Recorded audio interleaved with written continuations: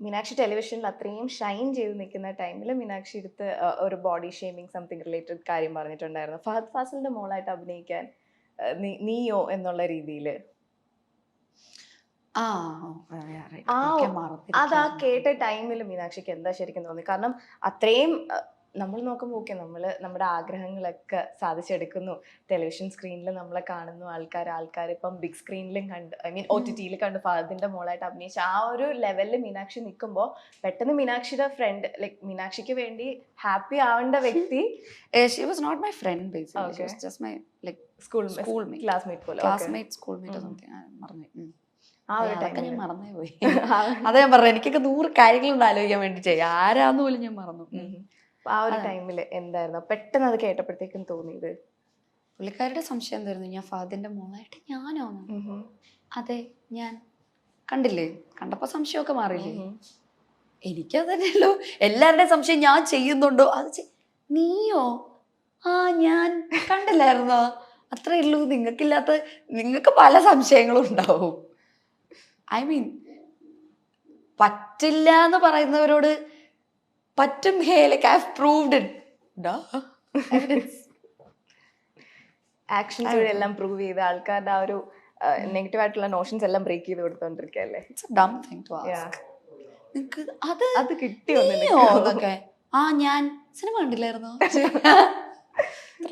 മീനാക്ഷി ഉണ്ടെങ്കിൽ ആൾക്കാർ ഡെയിൻ എവിടെ നിന്ന് വെക്കും, ഡെയിനെ കണ്ടു കഴിഞ്ഞാൽ ആൾക്കാർ മീനാക്ഷി എവിടെ നിന്ന് ചോദിക്കും. ഇനി നിങ്ങൾ എല്ലാരും കൂടെ നിൽക്കുന്ന സമയത്താണെങ്കിൽ ആൾക്കാർക്ക് വേറെ ആരെയും കാണണ്ട, മീനാക്ഷി ഡെയിൻ മീനാക്ഷി DM MD, ഇതാണ് ഞാൻ എല്ലായിടത്തും ഞാൻ കമന്റ്സ് ഒക്കെ നോക്കുമ്പോൾ കാണുന്നത്. ഡെയിൻ എന്നൊരാളെ മീനാക്ഷിയുടെ കംഫർട്ട് ക്യാരക്ടറായിട്ട് കൊണ്ടുവരാൻ മീനാക്ഷി ഡെയിനിൽ കണ്ട ക്വാളിറ്റീസ് എന്തൊക്കെയായിരുന്നു?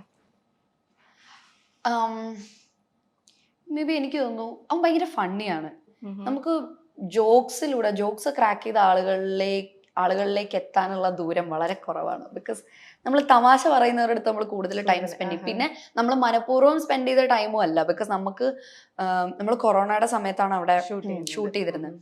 ആ സമയത്ത് നമുക്ക് വീട്ടിലൊന്നും പോകാൻ പറ്റില്ലായിരുന്നു. അപ്പൊ ഞങ്ങൾ രണ്ടുപേരും സ്ഥലത്ത് സ്റ്റക്കാണ്. ഞങ്ങൾ രണ്ടുപേരും ഡെയിലി രാവിലെ എണീക്കുക, ഞങ്ങൾ രണ്ടര മോൻ കാണുക, ഷൂട്ടുള്ള സമയത്ത് ഷൂട്ടിന് പോവുക, മിക്ക ദിവസവും ഷൂട്ടുണ്ടാവും, ഷൂട്ടിന് പോവുക, ഇല്ലാത്ത സമയത്ത് രാവിലെ എണീക്കുക. ഡോർ ഉറക്കുമ്പം അവിടെ ഒരു ഹോം സ്റ്റേ ആണ്, അവിടെ അങ്കിളും ആന്റി ഉണ്ട്. അങ്കിളുടെ അടുത്ത് ചായ ചോദിക്കാൻ നോക്കുമ്പോഴത്തേക്ക് ഇവനെ രാവിലെ കാണുന്നത്. വേറെ ആരും ഇല്ല സംസാരിക്കാനൊന്നും. ഫോണിലൊക്കെ നമ്മൾ എത്ര നേരം ഇരിക്കും. ഞാനും അതെ അവനും അതെ, അധികം സമയം ഫോണിൽ അങ്ങനെ സ്പെൻഡ് ചെയ്യാൻ പറ്റില്ല. ഇപ്പോഴാണ് പിന്നെ റീൽസ് ഒക്കെ വന്ന് നോക്കാൻ തുടങ്ങി. അന്നലെ വേറെ ഒന്നും ഇല്ല, ചെയ്യാനില്ല. എന്തെങ്കിലും നെറ്റ്ഫ്ലിക്സിലോ പ്രൈമിലോ എന്തെങ്കിലുമൊക്കെ സിനിമകളൊക്കെ കാണാന്നല്ലാതെ വേറെ ഒരു പണിയും ഇല്ല. അപ്പോൾ പിന്നെ ആകെയുള്ളൊരു പരിപാടി എന്ന് പറഞ്ഞാൽ ഇതുപോലെ നമ്മൾ ഒരുമിച്ചിരിക്കുന്ന സമയമാണ്. വേറൊരു ഏറ്റവും വലിയ കാര്യം എന്ന് വെച്ചാൽ, നമ്മൾ ഒരുമിച്ച് താമസിക്കാൻ തുടങ്ങുമ്പോൾ, അത് ഇപ്പോൾ ഈ പറഞ്ഞ പോലെ ഒരു റൂമിൽ തന്നെ ആവണമെന്നില്ല, ഒരു സ്ഥലത്ത് നമ്മൾ താമസിക്കാൻ തുടങ്ങുമ്പോൾ നമ്മൾ കുറെ നമ്മുടെ റോ സൈഡ്സ് കണ്ടു തുടങ്ങും. നമ്മൾ എന്താണെന്നുള്ളത് ശരിക്കും കാണും. ഡെയിലി രാവിലെ എണീക്കുന്നതും നമ്മുടെ ആ ഒരു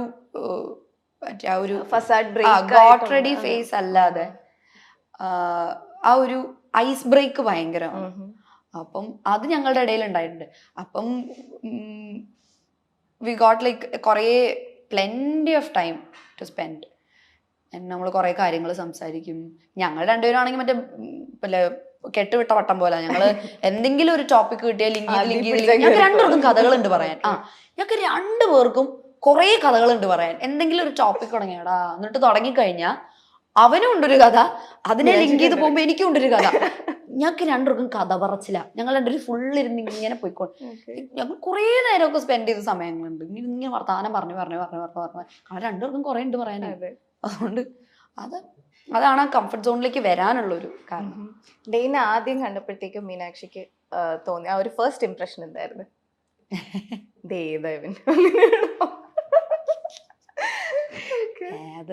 ഞാൻ അവൻ്റെ അടുത്ത് പറഞ്ഞിട്ടുണ്ട്, എന്നെ കണ്ടപ്പോ എന്റെ ഫസ്റ്റ് ഇംപ്രഷൻ